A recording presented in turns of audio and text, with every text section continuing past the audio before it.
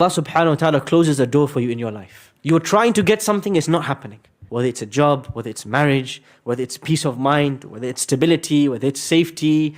All of us are seeking something. Sometimes we find Allah has closed the door. It's like we're hitting our head on a brick wall. Boom, boom, boom. Keep going, it's closed. It's a brick wall, it's lead, made of lead. There's no way through to the other side. It's at this point we have to remember that Allah subhanahu wa ta'ala is Al-Fattah. Anytime you find something closed upon you in life, ask Allah from His name Al-Fattah to open the door for you. If you try to open this door with your hands, Allah subhanahu wa ta'ala will break down this door. Sometimes Allah subhanahu wa ta'ala opens a door for you and it doesn't look like He opened the door. But you learn later on that this was a great opportunity for you. Sometimes Allah opens the door but you don't realize He's opened it for you. It comes in the form of a closed door. It comes in the form of a difficulty. It comes in the form of something that you are unhappy to accept. But you realize later on, sometimes Allah sends you His gifts wrapped in His calamities. The mercy, the bounty, the gifts of Allah. You can think of them like they are doors. And many of us in this world, some doors are closed to us and some doors are open. I'll give you an example. Some people here, like this young man here and this young man here, Allah opened them the door of learning, of memorization, of understanding.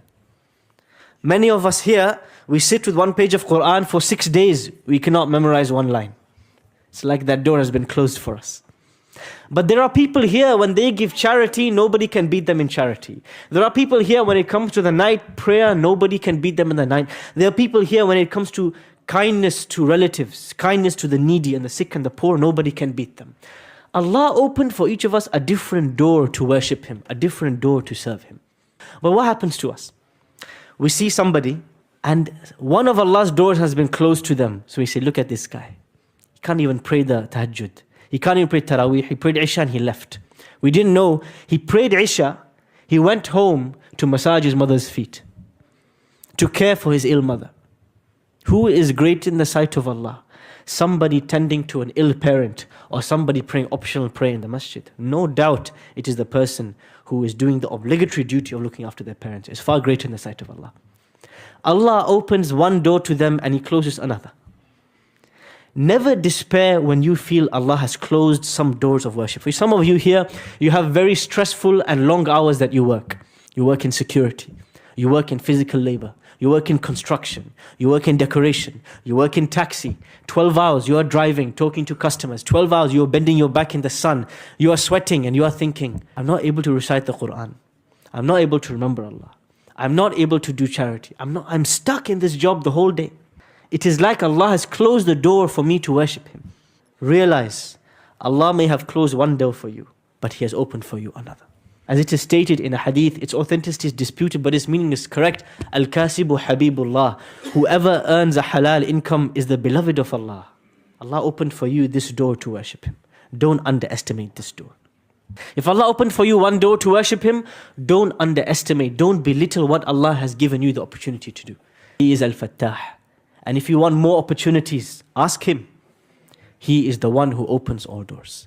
Very often in this world, especially in some Muslim countries, in order for you to get something, a job, a position, a power, an exception, you need one special word. In Arabic, it starts with waw, wasta, connections. The famous statement, you call somebody, look, I need somebody to give me a refund on this item. They say, do you know anybody? Man ta'rif. Who are you? It's not about what you are, it's about who you know. For many of us, we know that there are so many things in this world we cannot get unless we know somebody who knows somebody who can make it happen for us. Allah's name Al-Fattah teaches you something. Very often we rely on people to open doors for us. Some connection, some powerful connection, some wealthy connection to go and call the member of parliament, call somebody they know in the police force, somebody they know in the hospital. Allah's name Al-Fattah teaches us. Who did Ayub alayhi salam know when he was in the belly of the whale? Who did Yusuf alayhi salam know when he was locked away in a room in the palace? When he was imprisoned? Who did Musa alayhi salam know when he was exiled in Madian for 10 years in the middle of nowhere? When you know nobody, when all the doors are closed, ask Allah Al-Fattah, the one who opens all doors. Allah subhanahu wa ta'ala says in the Quran, ربنا افتح بيننا وبين قومنا بالحق وأنت خير الفاتحين. When the prophets, when they give up on their people, they tried all the methods to invite them to Allah. Morning, night, loud, quiet, secret, public. They tried so many ways to convince the people around them. Still, it's like their hearts are closed and locked up. Then they ask Allah with His name Al-Fattah, "O Allah, open the hearts of my people to guidance. You are the opener of everything that is closed." Because all of us have doors that have been closed to us, but Allah is the one that can open them.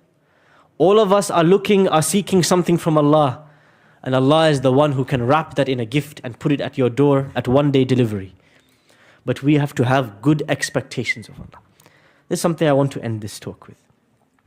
Many of us, we think very little of Allah. Allah subhanahu wa ta'ala informs us, "Ana inda dhanni abdi bi," I will be as you expect me to be. You think that I am a miser? You think I don't have much? You will not get much from me. You think I'm powerless? You won't get any power from me. You think that somebody else is more important than me? Go and ask them. Don't ask me. Go ask them if they are so important to you, if they are so powerful to you. You think that I'm not going to provide for you, cater to your needs, respond to you when you ask? Then don't ask me. Ask to those you think who will respond. The crux and the center of dua is to have a conversation with Allah. And to have a conversation with Allah, we have to know with certainty, and we have to have good hopes in Him, that when we ask, He will respond. When the door is closed, He will open. So many of us, Allah is the last one that we ask. We ask 10 people, and then when all fails, then we go to Allah. But we forgot Allah was more powerful than all of them combined. Why did we not ask Him first before we asked anybody else? This doesn't mean we don't take the means. For the door to open, we have to knock, but we can still ask the one with the keys. So many doors are locked to us. You can try brute force, you can try to punch it down, but Allah has the keys to all the doors. He is Al-Fattah, He has the miftah, He has the key. So don't go asking the ones who don't have the keys. Ask the one who owns all the keys to all the doors. He owns the keys to all the treasures. He owns all and He sees all. And He is the one that we should turn to. He is the one that Sulaiman alayhi salam asks when all the doors are closed. When Ayyub alayhi salam, his illness takes him to the extent where he has no hope, he turns to Allah. When Zakaria alayhi salam has tried all the methods, he can't have children, he asks Allah for the gift. When everything you tried has failed, do not lose hope in Allah. That is the gravest of sins. Ibrahim alayhi salam, when the two angels come to him, and they say to him, "You're going to have a son. Allah has gifted you this son." He says, "Me? How can I have a son?" And they say to Ibrahim, "La takun minal qanitin." Do not ever be a person who loses hope from Allah. And Ibrahim alayhi salam says, وَمَنْ يَقْنَطُ مِنْ رَحْمَةِ رَبِّهِ إِلَّا الضَّالُّونَ. Nobody loses hope in Allah except people who are lost. Many of us sitting here have lost hope in Allah. We have been asking Him, we have been pleading Him, we have been trying, and nothing's happening. And we lose hope. You have not lost more hope than Zakaria after 100 years of trying to have a child. You have not lost more hope than Ayyub after decades of chronic illness. You have not lost more hope than Ibrahim, whose father threw him into a fire. You have not lost more hope than the Prophet Muhammad sallallahu alaihi wasallam, who buried his mother with his hands, who buried his son with his hands, who buried his uncle with his hands. How many of his loved ones died in front of his own eyes? And yet, after all of that, they never lost hope in Allah. And so Allah always, after a long wait and a long patience, He opened the door to them. Nuh alayhi salam, 950 years. I want you to remember one word when you go home. Just one sentence. His delay does not mean His denial. If Allah is delaying giving you something, that doesn't mean He has denied it from you. That doesn't mean He rejected you. You have to wait. We have to be patient. أَلَيْسَ الصُّبْحُ بِقَرِيبٍ. The help of Allah is near. don't be modest with what you are asking him. Because his name Al-Wahhab, you know when somebody is giving you a gift, they're going to give you a gift according to how wealthy they are. You have a wedding, you have a aqiqah, you have a child. Somebody comes, they give you an envelope, it has 50 pounds. Somebody comes, they give you an envelope, it has 100 pounds. Usually it depends on their generosity. You are dealing with the one who is most generous. You are dealing with the one who can give you a gift that you never expected before. When Sulaiman alayhi salam is asking Allah's forgiveness, he doesn't say, oh Allah, forgive me and just give me like a small kingdom worth like 10,000 pounds, I'll be happy. He asks him in an ambitious manner. And he asks him convinced Allah is going to give him beyond what he asks.